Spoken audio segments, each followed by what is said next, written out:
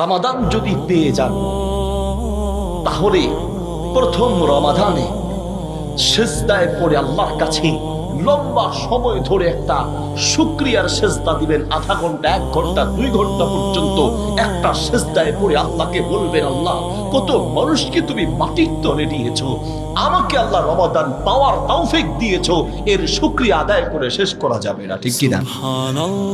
রমাদানের 1 নম্বর প্রস্তুতি হচ্ছে প্ল্যান তৈরি করা, পরিকল্পনা করা, নিয়ত করা। বুখারী শরীফে হাদিসটি আছে, মিশকাতে আছে, মুসনাদ আহমদে আছে। নবী সাল্লাল্লাহু আলাইহি ওয়াসাল্লাম বলেন, ইন্নাল্লাহা লা ইয়ানজুরু ইলা সুওয়ারিকুম ওয়ালা ইলা আজসামিকুম ওয়ালাকিন ইয়ানজুরু ইলা কুলুবিকুম ওয়া আমালিকুম। আল্লাহ তোমার চেহারা সৌন্দর্যের দিকে তাকায় না, আল্লাহ শরীরের গঠনের দিকে তাকায় না, আল্লাহ তাকায় তোমার কলিজার দিকে, কলিজার দিকে। পৃথিবীর মানুষকে মুখের কথা বোঝানো যায় না, বলে অনেক কলিজার কষ্টের কথা সন্তানকে আপনি বোঝাতে পারেন নেই, ছেলে মেয়েকে আপনি বোঝাতে পারেন নেই, মা বাবাকে বোঝাতে পারেন নেই।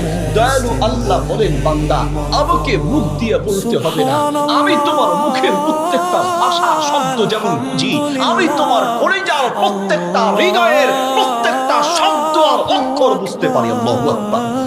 খালি হৃদয় একটু টান, একটু আকর্ষণ, একটু মায়া, একটু ভালোবাসা, একটা প্ল্যান, এই প্ল্যান আর এই টান, এটা আপনার নাজাতের ওসিলা হয়ে যেতে পারে। সুবহানাল্লাহ বলেন।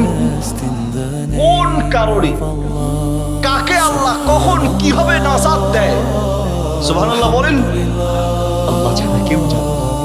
হৃদয়টাকে ফ্রেশ রাখার চেষ্টা করবেন। একটু রমাদান আসার আগে রমাদানের আমলগুলোর জন্য একটু প্ল্যান করেন, প্রস্তুতি গ্রহণ করেন। আল্লাহ আমাদেরকে তৌফিক দান করুন।